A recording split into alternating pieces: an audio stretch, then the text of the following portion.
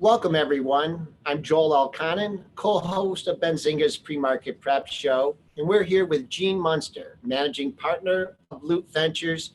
Gene, thanks for being here. What brings you to the real Motor City? Well, there is a demo day in Ann Arbor where basically startup companies will go and show their wares. And my new job at Loup Ventures is a research-driven VC. And so we do research, so we want to find out about all the cool things going on, but we're also VC, so we want to invest in cool companies. And so no better place than here. I think I've been really impressed by what's been going on in the Motor City. And it's kind of fun because about half the activity happens in Silicon Valley, but then you have Pittsburgh is really becoming a robotics hub, but also Detroit, not surprising with all that's going on in automotive, is becoming a big play in mobility, the future of mobility. More impressed with Ann Arbor for their robotics and their engineering than their football team, I assume. Very much so. Okay. All right. Before we get started here, we are Q3 earnings season is starting to get underway. And just before I do that, I just want to mention to everyone that this is a live Q&A. If you want to ask Gene a question, you can do that at premarket.benzinga.com. We also have a live chat, or you can go to Benzinga's Facebook, YouTube, or Twitter pages. Gene, I've started with a few questions here, getting started with Q3 earnings season here. Few previews. Amazon reports on Thursday. Revenue estimates of $41.74 billion, coming off over a $1 miss. That's a big miss for Amazon. Thoughts on Q3 and the whole integration with the Whole Foods acquisition? The big metric you want to focus in on is the successful units sold growth. That's just basically the pace that they're selling stuff on Amazon. And last quarter was 27%. We think it's going to be closer to 27, 28%. That will be the sixth consecutive quarter that it's above 20%, which is really impressive given just the magnitude of the numbers. And so just to put those numbers into perspective about how many units Amazon is selling, and they probably won't give this level of detail, but this speaks to the importance of that successful units sold number. Amazon's going to sell around 9 billion items this year, and there's about, call it 7.5 billion people in the world. And so just really impressive velocity. And I think that's going to be the biggest takeaway. The other piece is, like you're talking about, Whole Foods and the amount that they're going to spend on that acquisition integration on this is really a smaller part of the story. And the reason is investors just, as you know, have an appetite for giving Amazon room, and they will let them spend appropriately. And I think whatever they do to the margins, which they're probably going to go down after this report, I think will be generally accepted by investors as long as that unit sales number is there. Big growth for some of the big tech companies has been slow, but certainly not the problem for Amazon. So we'll move on to that. Google reports on Thursday after the bell. Peak Q4 EPS at that 936 number. That was a big number. Come down the last two quarters pretty substantially. Revenues are still strong. Concerning trend with the EPS coming down, or is that just, I don't know if you have seasonality with something like Google, but just a normal earnings pattern? I think you're going to see a reversal on the key item that's been negative, and that's the TAC, what they basically pay to get traffic. And so we've seen the earnings coming down, as you mentioned, is because they've been paying more to get the traffic. But there is some evidence out there that trend should reverse, and they should pay less for traffic in the future, which should be good for earnings. So I think that this story is setting up nicely, at least for the back half of the year, based on less spending in TAC. Separately, or just to be clear, is that the rate of increase in TAC is going to slow. So even TAC will go up, but I think it's going to go up at a slower pace than investors think. The other big story here is around AI. And this is, like Amazon, you have this great backdrop around e-commerce growth that you can just, as an investor, feel good about. It's the same thing with AI and Google.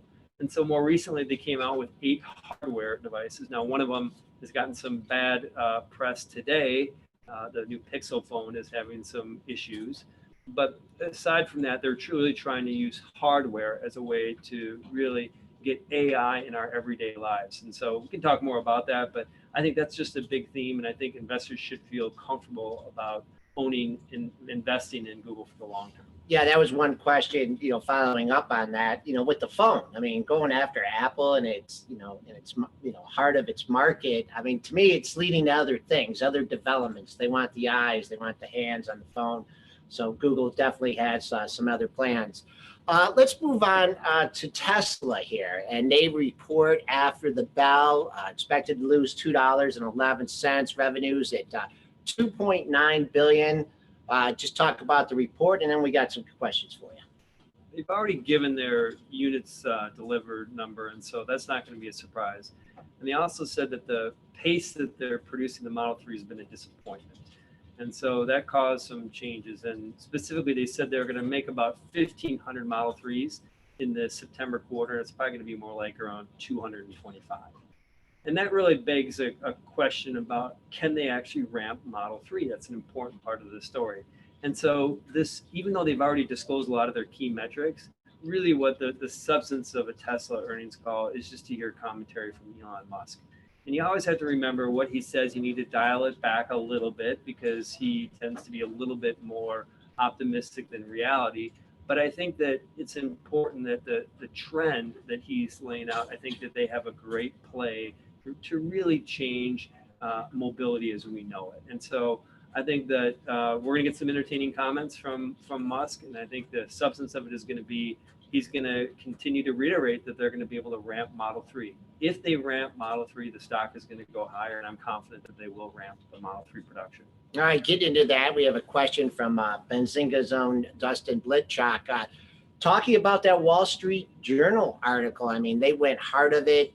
Rumors that they're building part of the Model 3s by hand. I mean, that was put in the article. Do you feel the company is transparent enough about its production process? What's your take on causes of the Model 3 production bottleneck? Hard to say what the causes are. I'm not surprised to hear that they're building them by hand because that's how they started to build them.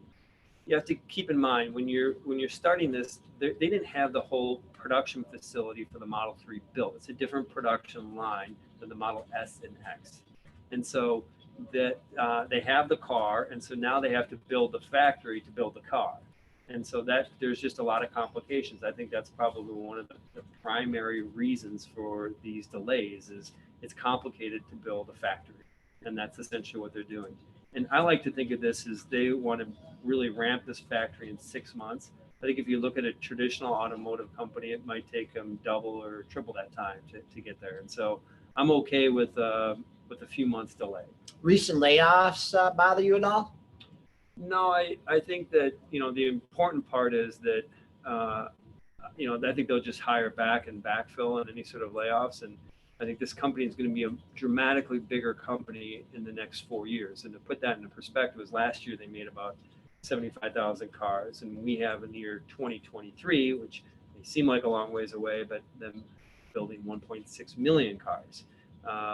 And that's a little bit smaller than BMW, but kind of going from a niche player to the size of a global player in 5 years, I think is impressive. And so we're confident that they'll be adding people. Impact of the SolarCity deal. I mean, it looked like that stock was in big trouble here. Elon Musk comes to the rescue, buys one of his own companies. Impact of the SolarCity deal on Tesla. It looks bad for exactly what you just said. But what they're trying to really do is pursue what their mission statement is, which is to accelerate the globe's adoption of renewable energy. And if you think about how you do that, there's a piece that we know well with Tesla, which is the consumption of energy, which is the car. And then there's the storage piece of energy. I'm just kind of going backwards here, which is the battery. And then there's the capture part, which is solar. And so it makes a ton of sense. If you really, and that's not a new mission statement for Tesla, the accelerating to renewable energy.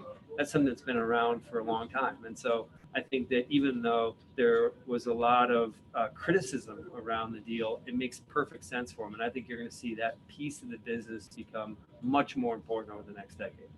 All right, this has come from the BZ reader Ken Luskin, and you've compared Tesla to Apple, but their business models are completely different.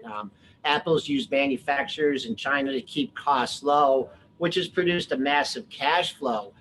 Tesla's spending a ton of money on manufacturing. the cost of vehicles much higher than the other manufacturers. Apple's CapEx did not rise dramatically as sales increased, while Musk has said that Tesla will need to raise tens of billions of additional cash to fund growth over the next decade. How can you really compare these two companies?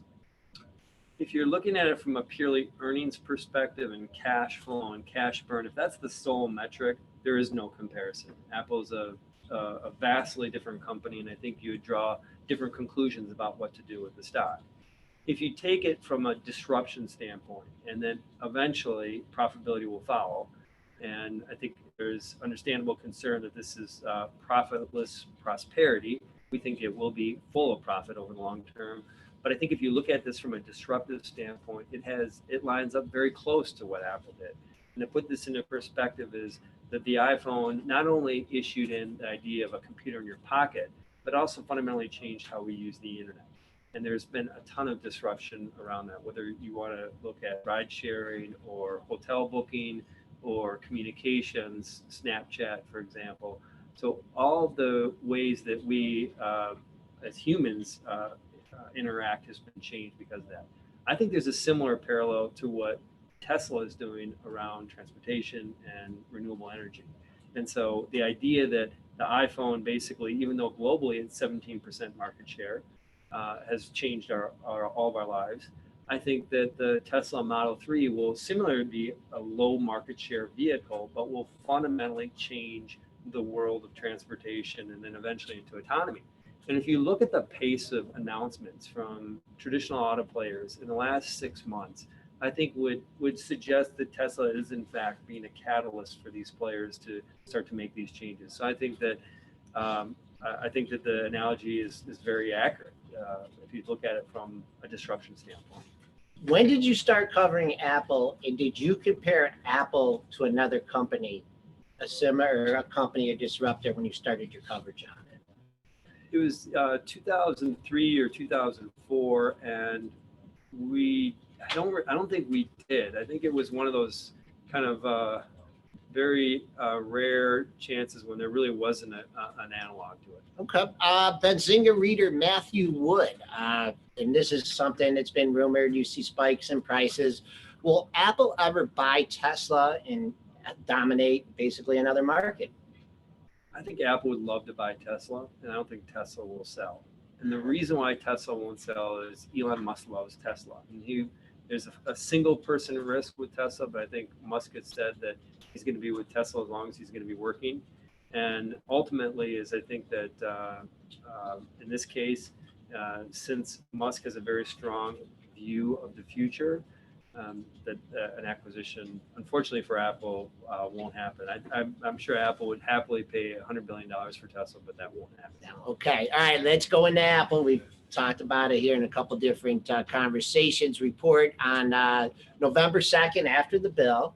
You had an all-time high, 164.94. And I saw you make a call for a 10% correction. So I want to know, was that from the all-time high? Did you have all-time closing high? Because if you go from that all-time high, Gene, it went to 149.10. A 50% correction would have been just under that. So is that correction? Is a correction over in Apple? And what are you looking for? Big report, looking for $1.87, $51 billion in revenue. I think the corrections largely happened. There's a lot of concern about the production of the iPhone 10. Yesterday, AMS, which is a German supplier of components that works and plays into some of the augmented reality features within the iPhone 10, had some positive guidance, more positive than people had expected. So component supplier had positive guidance that reflects well for the potential demand for the iPhone 10. Even though they haven't started selling it, anticipated demand for the iPhone 10. And so I think that this is the biggest X factor in the story. And to put some perspective around it is they're going to start taking pre-orders of the iPhone 10 on Friday morning. Early Friday morning, it'll be 3 o'clock Eastern time. And if that product is as successful as we think it will, we think that ASPs of the iPhone over the next year will be dramatically higher than investors think. There is this fallacy that consumers won't pay for $1,000 phone, let alone a $1,500 or $1,150 phone, which is the higher end iPhone 10. And I think that is simply not the case. And I want to give a quick explanation of why. If you own an iPhone 7 Plus through a major carrier or the iPhone upgrade program, you're paying approximately $41 a month for that phone. If you get the iPhone 10, the cheaper version, the $1,000 version, that goes up to $49 a month. So I think for people that get the iPhone 10 and pay $9 more, $8 more a month, I think that's very acceptable. And that would be a 15% increase in ASP. One more quick number.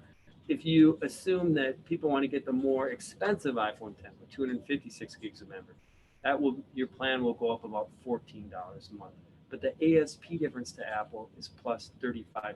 The Street's modeling for a 6% price increase this year. I think this can have a dramatic impact, and I think this is going to be the whole story on the Apple story over the next years about ASPs on the iPhone. You brought in the suppliers. So you're at your desk in the morning, you're doing your work, and you get these reports from these analysts that from different firms saying suppliers are down. Suppliers are reporting half of the amount. I mean, you do your homework, you do your own analysis. I mean, does that sway you at all, or do you just focus on your numbers? Because they took a hit off it last week. I think Apple dropped a couple bucks on it. Do you just kind of try and keep a tunnel vision on that, or do you take that into consideration? Who's saying what? We look at everything and we factor in. I'll give you an example. If a specific component that's going into, like what we talked about, this AMS news from yesterday, that's something where whether it's good or bad, in this case it happened to be good, we have to put some weight into it. And so we published a note based on that. Conversely, if we hear about production cuts, vague talk about production cuts, it's helpful to have some history behind that. I think those reports are accurate, that there are production cuts. But what the reports fail to talk about is how Apple does business. They typically will tell suppliers a much bigger number than they will ever produce. So we don't know what that initial number was. And so every time in this cycle, we will hear about production cuts. And we never hear about the production expansion because it's a new product that's coming on. So there's not a to a from, and it's just a starting point.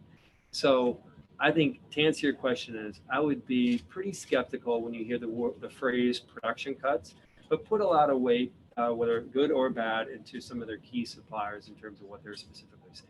Now, that's an interesting point. Did the 3-phone rollout catch you off guard at all? I mean, kind of cannibalizing themselves here, the 3 different phones. What's your take on that?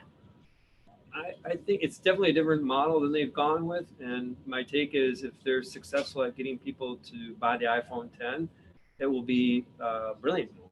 And I think that ultimately it will be successful. So it's kind of a different mechanics we got to work through on this cycle. But ultimately, I think it's going to be the right move for them. All right. We talked about the iPhone rollout, the suppliers, kind of morphing everything, you're doing your research with your new venture fund. The Robo ETF, a popular robotics ETF. The top 3 components are in Asia, I noticed. So is the United States kind of a little bit behind the ball on this, or, something to look forward in the future from U.S. companies? They're behind the ball. A lot of them are Taiwanese based. The second kind of layer of robotics companies tend to be European based, and I would say the U.S. is a distant third. There's different types of robots. When we broadly talk about robots, usually we're talking about some form of manufacturing robots. There can be, and that can be really big, powerful robots that humans need to stay away from. But then there's other smaller robots that can work close with, they're called cobots, that can work close with humans. Universal Robots was acquired by Teradyne in 2015 as an example of that. But then there's a whole new class of robots that the U.S. is doing really well in, and that's around self-driving cars. And that's probably going to be one of the most pervasive robotics impact in our lives over the next decade. And then the fourth and fifth components, photonics and cognex. You do any research on those companies? They've doubled in price. So Don't know much about them. all right. So staying in this robotic theme, you looking at another stock. I don't know if you've initiated coverage yet or how you're handling it through Loup Ventures, but tell us what you have your eye on in this sector. Well, we just picked up coverage of iRobot. Very small company. It's about a $2 billion market cap. And the other two ones that we really actively write on are Apple and Tesla. And so this is it's a big shift for us in terms of market cap, but it's an important company to follow because they're really the pioneer in the home robotic space, typically cleaning robots today. And this year they're going to sell about 3.5 million robots. So if you look at the total install base in U.S. homes right now, it's sub 5% of homes have some sort of an automated robot. But we think that they have a good opportunity here to really pioneer an important part of the space, and it will evolve. Today it tends to be cleaning robots. We think next year they're going to come out with a lawnmower. They've hinted towards that. That could add, call it 11% to the business. But just more thematically, as investors get more aggressive at trying to find ways to play this, even though it's a small company, we think it will do well. Do you have a particular rating on it, price target? So we're doing we don't do ratings and price targets. Okay. What we do is kind of companies that we think are directionally well positioned. And the reason we've kind of adopted that is investors have told us they're more interested in just which ones you think are going to do well. This is not investment advice. We do research on sectors, so I need to be clear that this is not to be interpreted as investment advice, but we think that iRobot will be a winner. All right. From a pre-market prep listener, our popular morning show, do you have any thoughts on AI-powered investment vehicles like the ETF, AIEQ? Don't know much about it. My simple take is probably one of the best ways to play AI is to play Google. They have said in their last 3 earnings calls that they want to be an AI first company. This is similar to what they said a few years ago when they started to say they want to be a mobile first company.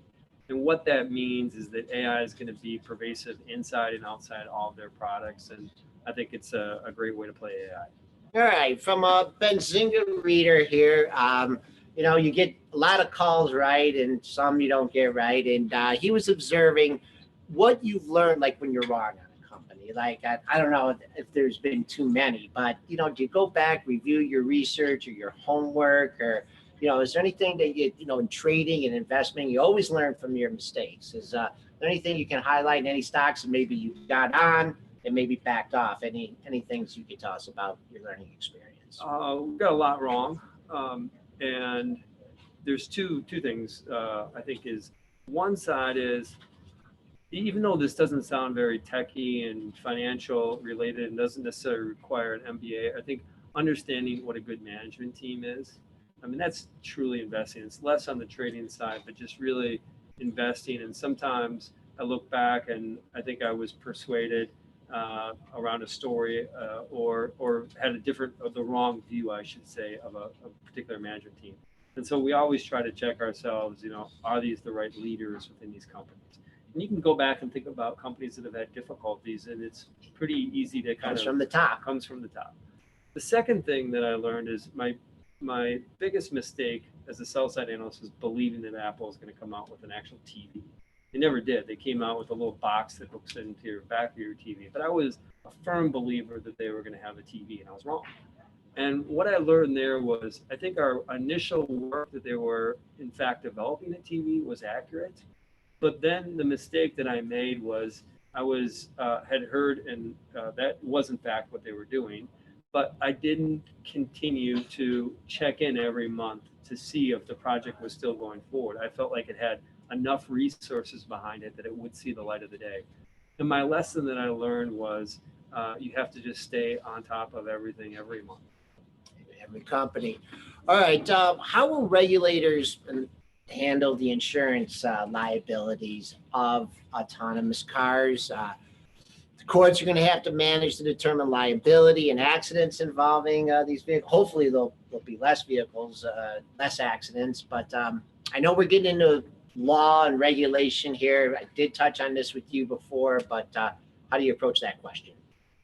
the starting point, humans shouldn't drive. And I would ask anybody as they're driving or a passenger of a car to look around and just observe things that they see. And so I think lawmakers will recognize that autonomous cars are much safer, orders of magnitude safer than humans. And so I think that we will move forward on that. And we're seeing some advancements with some testing bills in the House of Representatives, now it's with the Senate. That said, is that where does the liability, to get to the question, where does the liability lie? It lies probably more with the manufacturer than it does with the car owner. And think of it this way. If you get into a taxi and the taxi gets into an accident, you're not liable for that accident. And that's similar as the world of autonomy. And the manufacturers of these cars, and we know General Motors has said that they're going to have fully autonomous cars next year, and Tesla has said every car made today is going to be fully autonomous with an upgrade, are well aware that the predominant liability lies with them, even though consumers will still have to have. So then why would an automotive maker want to build something that has this egregious liability running around on the road, rolling around? And the answer is that it's not as risky. They know the risk of it. And in fact, these cars are safer. And so it is something that is a manageable risk for these companies. And so insurance companies will still have consumers paying for it, and they will make money and they will gouge consumers for a long time, even though they're much safer cars. But eventually some pioneer insurance company is going to come by and basically say that the gig's over for the old school insurance people and give the everyday person a break for that insurance. And I think we're going to be in a much better place. There'll be less accidents. All right, so we talk about public companies, Apple, Google, Amazon, and I think the most familiar question I get from people is, what are some of the other companies, public companies? I know you're doing work in the private sector. Can you just give a few other public companies, traded if someone is looking to invest in this futuristic trend? From the ones, I only want to talk about the companies that we know really well. Okay. And the ones that we probably know the best are those three, and they're well known. But I think iRobot is one that's off the beaten path enough that it's still not really a mainstream name, but I would kind of put that into the other company category. All right. What advancement in display technologies will be needed to enable AR, VR? What is going on in this area now? I think there needs to be a lot of advances. I mean, this is kind of a surprising space, but there's two things. Number one is that the pace of data, we need to get to 5G data. To put that into perspective is right now, if you're going to try to download a standard def movie, which is about 2.5 gigs over LTE, it's going to take probably 10 to 15 minutes. If you do that over 5G, it probably will take less than a minute. So you're going to see a step function up in data speeds, which is necessary for AR. The reason is that AR information is given to you immediately and seamlessly. Immediately when you look at something, there'll be information, so that information needs to be delivered instantaneously. That's why you need 5G. So that's one of the biggest hurdles here is building a 5G. So how far are we from 5G? It's going to start to be rolled out in the US in 2019 and probably be more mainstream in 2021. We think Apple's going to come out with glasses in 2019, kind of around the same time that 5G is first going to be available. So the important part is, I think that's one of the big issues. I think there's something else just also around the health side of AR. This is a little bit of a different topic than most things, but when you have these displays that are that close to your eyes, I think that there's some really cool companies that are driving to try to solve that problem, but to make sure that your eyes aren't going to be put in any bad shape based on having these glasses on. Did you ever have the Google glasses on? Because to me, I'd be like, take this thing off. Yep. I'd have a headache. Did you ever try those? Did we own they're called Explorer, the original Google Glass. I didn't get a headache from it. The issue that I had, that I think everyone had with them, is there just wasn't a lot of utility there. And people talked about the social stigma around walking around with those. I think people would have gotten over the social stigma if it really made your life better. And so I think AR, the future, will make our lives really better. And so I'm optimistic that this, in fact, is going to be an important category. I love the fact that Apple's going to be advancing in the wearable side, and that's going to be at the detriment of their iPhone business. And so there's going to be a handoff, but the fact that they're willing to invest and accelerate that curve just shows you the maturity of their management team to be able to embrace change versus resist it. All right, this is not really a stock related question. This is coming from YouTube. Advantages or disadvantages being based in Minnesota? Advantage number one. Vikings? That's not an advantage, it's a disadvantage. Advantage number one is very centrally located, and we can get to meet with companies like today is something that was a very easy trip. And I think that there are probably not going to be a ton of people from Silicon Valley. So companies tend to start, we do multi-stage investing, but companies tend to start all over the country. And then as they start to get some traction, they tend to go to Silicon Valley or New York or Boston. And so our ability to quickly go and meet with these companies, I think, is a definite advantage. There's a cost advantage, a significant cost advantage of being there. We have a world-class team, and there's no way we could have this team for out in the Bay Area. And the disadvantage, the biggest disadvantage is when you're rubbing elbows at the grocery store with these entrepreneurs and these other VCs and investors, there's just naturally things that will fall in your place. And the way we get around that, we spend a lot of time there. So I typically spend a couple weeks a month in the Bay Area. So that's how we get around the big disadvantage. Gene Munster, managing partner at Loup Ventures. Thank you so much, Gene. We threw a lot at you. Really appreciate it. Thanks, Hope to have Joel. you back again soon. Yep, good.